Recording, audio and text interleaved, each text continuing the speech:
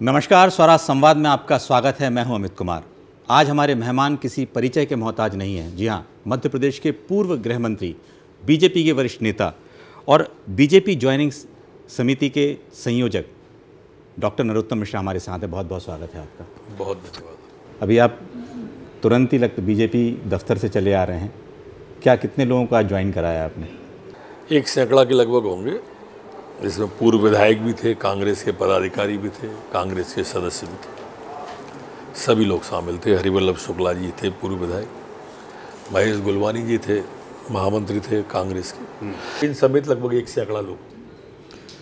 ये जो आपको काम दिया है, ये काम किसी और नेता के बूते की बात भी नहीं थी। इतने लोगों को पार्टी में ज्वाइन कराना, बड़े नेताओं को, स्थानीय या सिटिंग एमएलए से लेके महापौर सबको कराना, या तो ये कैसे कर पा रहे हैं आप? ऐसा नहीं है कि किसी नेता के बूते की बात नहीं थी। इस गलतफहमी में मैं नहीं हूँ। देखिए, शीर्ष नेतृत्व है माननीय मोदी जी का और उनका आभा मंडल है। उस आभा मंडल के प्रकाश में सब प्रकाशित हो रहे हैं। जिसको भी ये काम मिलता वो बखूबी करता। पार्टी ने मुझे दिया, आभार शीर्ष नेतृत्व का। हमारा नेतृत्व जो है ना, उसके कारण से वातावरण काफ़ी पक्ष का है। चाहे वो माननीय मोदी जी हों, अमित शाह जी हों, नड्डा जी हों, मोहन यादव जी हों, बीडी भाई हों, सभी आप देखेंगे मनसा वाचा कर्मणा भारतीय जनता पार्टी के माध्यम से राष्ट्र सेवा में लगे हुए। आपने फोकस किया सबसे पहले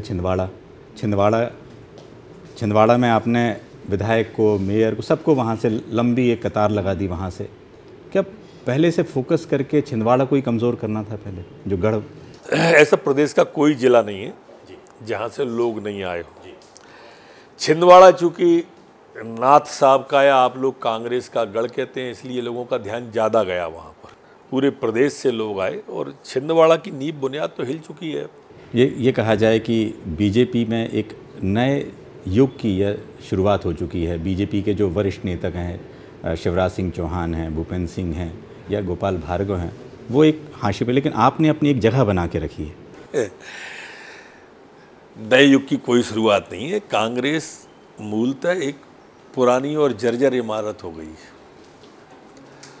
और पुरानी इमारतें जो होती हैं वो देखने के काम आती हैं, रहने के काम नहीं आती। और इसलिए उसमें अब 139 साल पुरानी कांग्रेस है, और जो उसे ढो रहे हैं, माननीय मल्लिकार्जुन खड़गे से लेके दिग्विजय सिंह कमलनाथ तक, ये ऐसे खम्भों पर टिकी हुई है कि इमारत कि कब भरभरा के गिर जाए किसी को भरोसा नहीं है।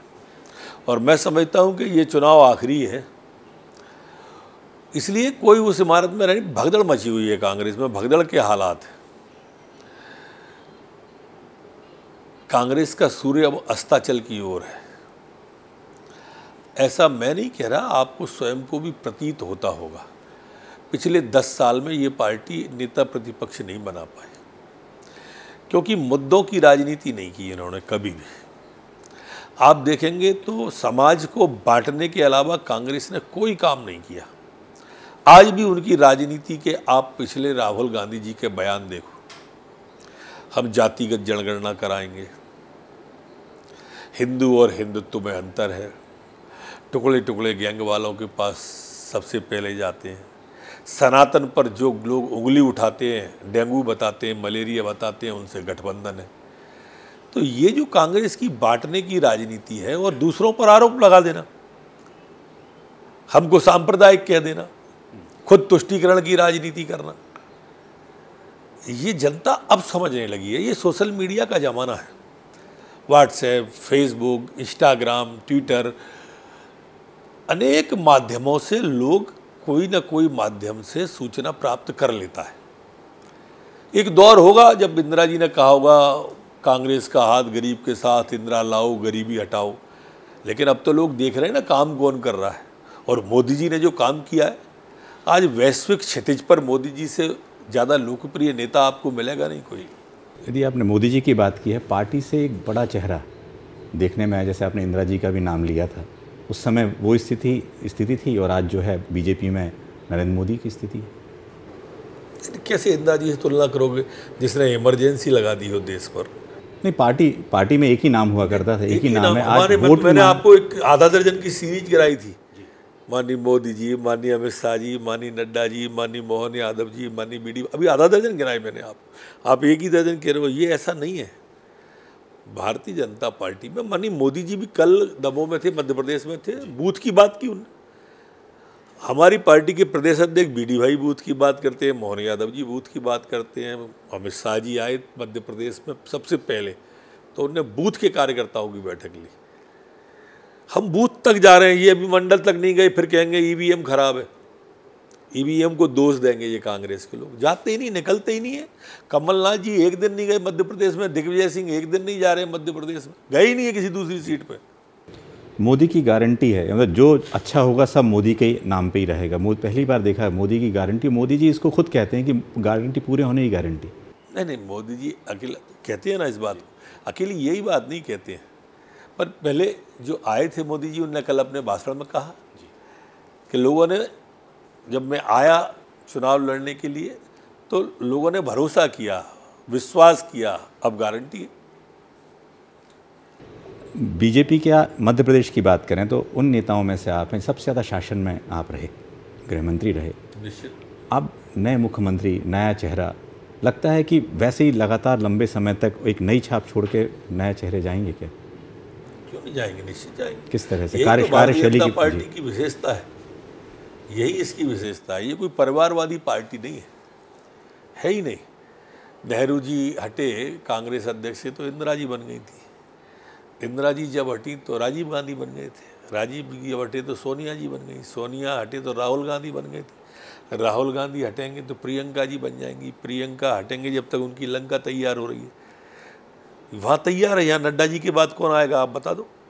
अभी तक कोई कुछ नहीं कह सकता, कोई कभी नहीं कह सकता। यही इस पार्टी की विशेषता है। हमारे अंदर एक साधारण कार्यकर्ता भी, जिसकी मेहनत, जिसकी निष्ठा, जिसका भाग्य एक साथ एक कोण पे आएगा, कोई भी अध्यक्ष बन जाएगा। ये माना जा रहा था कि आपको कहीं लोकसभा से टिकट मिलेगा, और ये है कि जिस तरह से आप सक्रियता थी उसको देख के लग रहा था। तो मैं आज सक्रिय नहीं हूँ क्या? नहीं, और कि लोकसभा की सीट मिलती, मैं भी उतना ही सक्रिय था। मुरैना से आपका नाम चला, भोपाल से आपका नाम चला, और कई ऐसी सीट। ये तो आपके ऊपर है, आप किसका नाम चला दो जी। लेकिन आपने कहीं सुना मैंने मांगा है? आपने कभी नहीं सुना होगा कि हमने टिकट मांगा है। हमारी पार्टी में परंपरा भी नहीं है, और जिनको टिकट मिले हैं इसमें से अधिकांश ने नहीं मांगे थे। या तो सिटिंग है, या जो नए आए हैं उनमें मांगने वाला कोई नहीं दिखेगा आपको। पार्टी स्वयं आंकलन करती है हमारे काम के आधार पर, स्वयं देखते हैं हमारे यहाँ पर अच्छी परंपराएं हैं, आंकलन करने के लिए बहुत लोग हैं। जब जो काम देगी पार्टी करेंगे। आज भी जो काम दिया है मैं संतुष्ट हूँ उससे। आपका जो नया काम है जिससे आप संतुष्ट हैं, कांग्रेस के लोग बिल्कुल हैरान परेशान घूम रहे हैं इसमें। उनको लग रहा है कि कोई एक पार्टी ऐसा भी विभाग बना सकती है क्या जिसमें लगातार तोड़फोड़ की जा रही है? देखिए, कांग्रेस को अपने जितनी चिंता वो हमारे विभाग पे दे रहे हैं, हमारे ऊपर दे रहे हैं, मेरे बारे में बोल रहे हैं, उतनी चिंता अगर वो कांग्रेस पार्टी की कर ले ना तो लोग भगदड़ क्यों मचे, छोड़ छोड़ के क्यों जाएं? दुनिया की ठेकेदारी ले लेते हैं। किसी ने कहा है ना कि अपनी बिगड़ी बना ना सके हम, और जमाने भर के घड़ी साज हैं हम। ये स्थिति उनके पार्टी अध्यक्ष की है। सारे जहां का दर्द उनके जिगर में दिखता है, लेकिन जवानी जमा खर्च में ही दिखता है। ये कहा जाए कि बीजेपी में नई जिस तरह से युवा नेतृत्व आया है, कांग्रेस ने भी उसी को अमल करते हुए जीतू पटवारी या उमंग सिंगार जैसे नए नेताओं के। अब पछताए क्या होते, चिड़िया चुन गई खेत। अब बचा क्या कांग्रेस के पास? अब किसी को ले आए, कोई बनने पे ही राजी नहीं था, कोई राजी नहीं था बनने पे, तो स्वाभाविक रूप से ऐसे तो आएगा ही। पर एक समय में जब आप लोग नेतृत्व करते थे बीजेपी का, कांग्रेस में गुटबाजी है, कितने वहाँ गुट हुआ करते थे, वो गुट लगातार गिनाए जाते थे। एक एक करके गुट जो है या तो धराशायी हो गए या बीजेपी में शामिल हो गए। यह अस्ताचल की ओर है, बचे हुए अस्ताचल की ओर। तो वो गुट कहीं बीजेपी में दिखाई तो नहीं देंगे? या कभी अभी तक आपको दिखा क्या एक आध गुट? यहाँ सब मोहन यादव जी और बीडी शर्मा जी के नेतृत्व में मुट्ठी बांधे कस के खड़े हुए हैं। माननीय मोदी जी को 400 पार कराना है, 370 लाना है। कई चर्चा होती है कि कई इस तरह के नेता, कांग्रेस के वरिष्ठ नेता बीजेपी में आए हैं। लोग उपयोगिता के बारे में भी कई चर्चा होती है कि कोई बड़े ऐसे नेता आए हैं या सबका उपयोग होगा धीरे धीरे, सने सने। देखते तो चलिए आप, हम किसी मंदिर से अगर कोई मूर्ति के लाएंगे तो अपने यहाँ क्या गुसलखाने में लगाएंगे? वो तो मंदिर में ही लगेगी ना। सबको यथास्थान मिलेगा, बिल्कुल सबकी योग्यता के अनुसार, सबकी क्षमता के अनुसार सबको यथास्थान मिलेगा। आप देखिए सब खप गए भाई। यही बात ये सिंधिया जी के बारे में कहते थे, ये तुलसी सिलावट के बारे में कहते थे, गोविंद राजपूत के बारे में कहते थे, प्रद्युम्न सिंह। सब खप गए कि नहीं खप गए? सब लड़ रहे हैं कि नहीं लड़ रहे हैं? सब ताकत से लगे कि नहीं लगे? पर समय लगा ना उसमें। हम जल्दी, हर चीज़ की एक प्रोसेस है, उस प्रोसेस से गुजरेंगे तभी तो पूरी होगी वो। जैसे आपने सिंधिया जी की बात की, उस तरह जो ऑपरेशन लोटस पूरा एक चला, उसमें महत्वपूर्ण भूमिका आपकी भी रही। उससे पहले भी आपने जिस तरह से चौधरी राकेश सिंह हैं या भगीरथ प्रसाद, उन सबको जिस तरह से एक तरफा किया, क्या उसी को देख के लगा कि आप इस पूरे काम को आगे बढ़ा रहे हैं अब लगातार, कि जो असंतुष्ट है कांग्रेस में या कांग्रेस को कमज़ोर किया जा सकता है उसको बीजेपी में ले लें? नहीं, मैं किसी को नहीं लाया इनमें से, और न मैं इनको ला रहा हूँ। ये लोग आए हैं, इन सबका स्वागत कर रहा हूँ। इन सबका स्वागत भी है। भारतीय जनता पार्टी के दरवाजे सबके लिए खुले हुए। आइए, राष्ट्र की मुख्य धारा में शामिल होइए। भारत को विश्वगुरु मोदी जी बना रहे, मोदी जी के साथ चलें। बीच में जब सुरेश पचौरी आए तो कांग्रेस को भी खबर नहीं थी इसकी। अब कांग्रेस को खबर नहीं थी, ये कांग्रेस की गलती है। इसका जवाब भाजपा कैसे देगी? और उन्होंने कहा कि राम मंदिर जैसा जो मुद्दा था उसमें कांग्रेस ने मना किया है, उस कारण से। ऐसे कई कांग्रेसी आए जिन्होंने कहा कि हम कांग्रेस में रहकर अपने आप को बेगाना सा महसूस करते थे। मोहल्ले में ताली और थाली बजी, हम घर का किवाड़ लगाए हुए थे। मोहल्ले में दीपावली मनाई गई, हम घर पे किवाड़ लगाए बैठे थे। राम मंदिर का शिलान्यास हुआ, लोग बंधनवार बांध रहे थे, हम किवाड़ बंद किए हुए थे। तो ऐसा लगता था हम समाज से कट गए। कांग्रेस में रह के हम समाज से कट गए, क्योंकि समाज की भागीदारी थी। राम जन्मभूमि का वो हो रहा है शिलान्यास, और कांग्रेस लिखित में विरोध कर रही है, लिखित में बाइकआउट कर रही है। अब ये तो, और वो लिखित में बाइकआउट करें तो वो घर के अंदर है। पूरा मोहल्ला जो है दिवाली मना रहा है, पूरा मोहल्ला टीवी पे देख रहा है, कोई मंदिरों में जा रहा है, कहीं भंडारे चल रहे हैं, कहीं आरती चल रही है। लेकिन ये कांग्रेस ही है, इसलिए जा नहीं पा रहे। तो छोड़ेंगे नहीं ऐसी पार्टी जो तुष्टीकरण की राजनीति करती है, जो सिर्फ और सिर्फ तुष्टीकरण की राजनीति करती है, जिसको समाज का ध्यान सिर्फ चुनाव पे आता है। कभी टीका लगा लिया, कभी टोपी पहन ली, कभी कोट के ऊपर जनेऊ पहन लिया। अब ऐसे जो नेता तथाकथित हैं, वो चाहते हैं कि लोग उनके बुढ़ापे में अब भी आ जाएं सोशल मीडिया के इस दौर में, तो ये तो संभव नहीं। एक बात यह है, 370 की बात पूरी हो गई, राम मंदिर की बात पूरी हो गई, अब यूसीसी का भी हो जाएगा। अब बीजेपी एक नए रास्ते की ओर बढ़ रही है।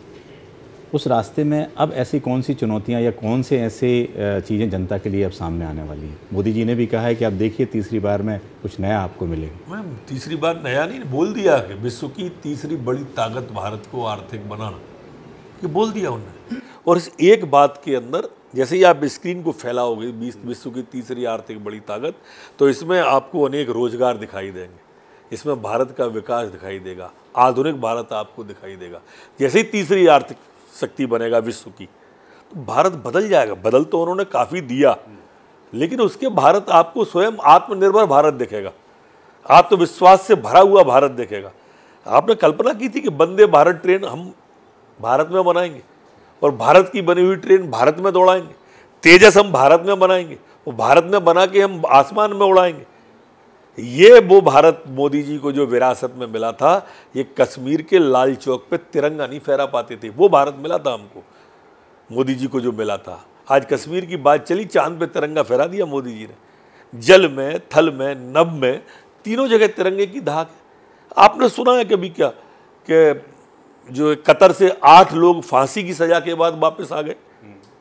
रूस यूक्रेन के युद्ध से हमारे बच्चे सुरक्षित वापस आ गए।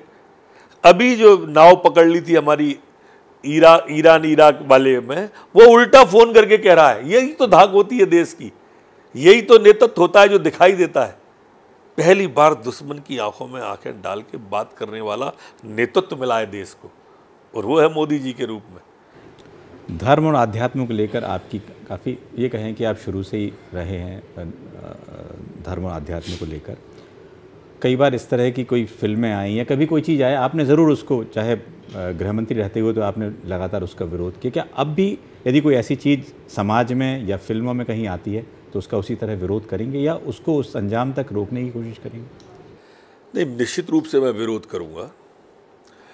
अब मैं पद पे नहीं हूं, इसलिए स्थिति अलग है, लेकिन मेरी ये बात आपसे भी है और आपके माध्यम से समाज से भी है कि आखिर हमारे ही धर्म का विरोध क्यों, हमारे ही धर्म पे कटाक्ष क्यों, हमारे ही धर्म के बारे में गाने क्यों आते हैं अश्लील, हमको ही टारगेट क्यों, किसी दूसरे धर्म को क्यों नहीं कर रहे। सारी बुराइयां हमारे ही धर्म में, बाकी सारी अच्छाइयां बाकी के धर्मों में। ये तो कहीं ना कहीं से, अब देखो, ये सॉफ्ट टारगेट अगर वो हमको मानेंगे तो हमको तो पीड़ा होगी और पीड़ा व्यक्त तो की जाएगी। लोकसभा चुनाव के बाद लगातार ये जो ज्वाइनिंग कमेटी है, और लगातार हो सकता है इसका जो काम, नई भूमिका यदि डॉक्टर नरोत्तम मिश्रा की रहेगी तो महासचिव या किसी तरह पार्टी में बड़े पद की उम्मीद के साथ। मेरी इच्छा कार्यकर्ता के रूप में रहने की है। आप लोग भले सांसद का चला दो, अध्यक्ष का चला दो, किसी का चला दो, मेरी बिल्कुल इच्छा नहीं है। ऐसे ही कोई जिम्मेदारी जैसे अभी दी है ऐसी मिलती रहेंगी और आपको सक्रिय दिखूंगा मैं पूरी तरह से। ऐसे ही काम करना चाहता हूँ, दायित्व के साथ करने की इच्छा नहीं है। एक और सवाल ये है कि अभी पिछले विधानसभा चुनाव में जो आपकी बहुत कम मतों से जो हार हुई है, कोई आपने मंथन किया कि आखिर ऐसी वजह क्या रही? क्योंकि उस सक्रियता के साथ और आगे से आप बढ़ सकते थे। काफ़ी मंथन किया और मेरी गलती की वजह से हार हुई जी। अति आत्मविश्वास हार का कारण था। और ये आप नए युवाओं को इस तरह की बात रखते तो ज़रूर होंगे?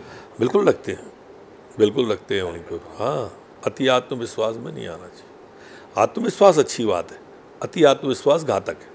आपके क्षेत्र से अभी देखा किस तरह से लोगों का दूसरे दलों का भी किस तरह से जुड़ाव रहा, थोड़ी देर पहले ही देखा, तो लगता है कि इस तरह से करके आप एक नई पहचान जो आपने बताया, अति आत्मविश्वास, पहले आप उसको दूर कर पाएंगे या उसको लगता है वो काम करने की ज़रूरत है? कोशिश करूँगा, अपने में बदलाव लाऊंगा, सुधार लाऊंगा, विनम्रता लाऊंगा, शालीनता लाऊंगा, जो आवश्यक है। एक और ये है कि सभी दलों के बड़े नेता आपके काफ़ी करीबी रहे हैं और हैं, चाहे डॉक्टर गोविंद सिंह का नाम हो, रामनिवास रावत का नाम हो, या ऐसे कई अलग अलग क्षेत्र में हैं। लगता है कि अब उनकी बारी है पार्टी में लाने की? कब तक आ रहे हैं? माननीय रामनिवास जी लंबे समय सदन में रहे हैं। माननीय गोविंद सिंह जी का हमारा लंबा 90 का साथ जी। अब 32 साल मैं सदन में रहा हूँ। मेरे पे संसदीय कार्य विभाग 18 साल रहा है। अब 18 साल तक जब मंत्री रहेंगे तो स्वाभाविक रूप से सबसे मित्रवत संबंध हो ही जाते हैं। वो सदन है, वहाँ बुद्धि का काम होता है, बुद्धिबल का काम है, बाहुबल का कोई स्थान नहीं है। और स्वाभाविक रूप से तो हम जब मिलते जुलते हैं तो कोई दुश्मनियाँ थोड़ी हैं एक दूसरे से, मित्र हैं, मित्र रहेंगे आगे भी। माना जाए कि रामनिवास रावत जल्दी शामिल हो सकते हैं? रामनिवास जी कोई ऑफर भी आ रहा है सामने करके। बहुत विवेकशील व्यक्ति हैं रामनिवास जी, बहुत विद्वान हैं, पढ़े लिखे व्यक्ति हैं और वो निर्णय कोई भी लेंगे सोच समझ के लेंगे, ऐसी मेरी मान्यता है।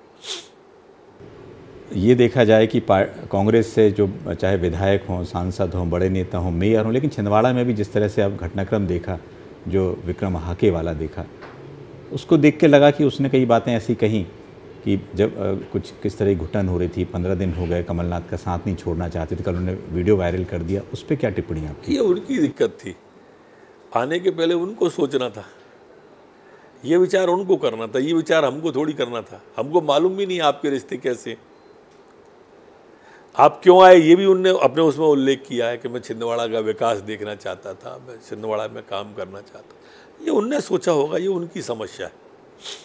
आपका जो विशेष दायित्व तो पार्टी की तरफ इस बार जो ज्वाइनिंग कमेटी को लेकर था, 29 की 29 सीटें जीतने की लक्ष्य की ओर, ये एक महत्वपूर्ण भूमिका मानते हैं आप इसको? देखिए, कांग्रेस पूरी तरह से डिमोरलाइज है, कांग्रेस का कार्यकर्ता डिमोरलाइज है और इसलिए 29 सीटें तो हम मोदी जी के आभा मंडल के कारण से जीत रहे हैं। ये कारण नहीं है उसका। मूल कारण माननीय मोदी जी का विकास, मोदी जी का राष्ट्रवाद, मोदी जी का वैश्विक नेतृत्व, ये कई चीज़ें हैं लोगों के जहन में जो स्थान बनाती हैं। ये तो और कारणों में एक कारण आप गिन सकते हैं, लेकिन मूल तो हमारे सामने जो दैदीप्यमान दीप है मोदी जी, वो है। ये देखा जाए कि आपने लगभग लंबे समय तक मंत्री रहे, बड़े बड़े पदों पे रहे, कोई ऐसी इच्छा, ये आपने कार्यकर्ता की तो गिनाई है, कोई ऐसे काम कुछ अधूरे रह गए हो या काम पूरा करना हो, या कोई पद पे रहने की या किसी चीज़ की जो काम पूरा करने के लिए काफ़ी हो? प्रदेश की बात बताऊंगा तो लंबी हो जाएगी, लेकिन निश्चित रूप से दतिया का नुकसान हुआ है ऐसा मुझे लगता है। दतिया में अभी काफ़ी और ऊपर लाने की आवश्यकता थी, और आ भी जाता, क्योंकि हमारा एयरपोर्ट तैयार हो गया है, तो उद्घाटन के बाद वो हम उसको ले आते। प्रयास अभी भी करेंगे, पर जैसा प्रयास होता है एक हारे हुए व्यक्ति के द्वारा, उतना होगा, वैसे जी विजेता के रूप में होता। बहुत बहुत शुक्रिया आपका, आपने बड़ी बेबाकी से सभी सवालों के जवाब दिए। अगले मेहमान अगले हफ्ते से मुलाकात कराएंगे। बहुत बहुत धन्यवाद, दीजिए इजाज़त।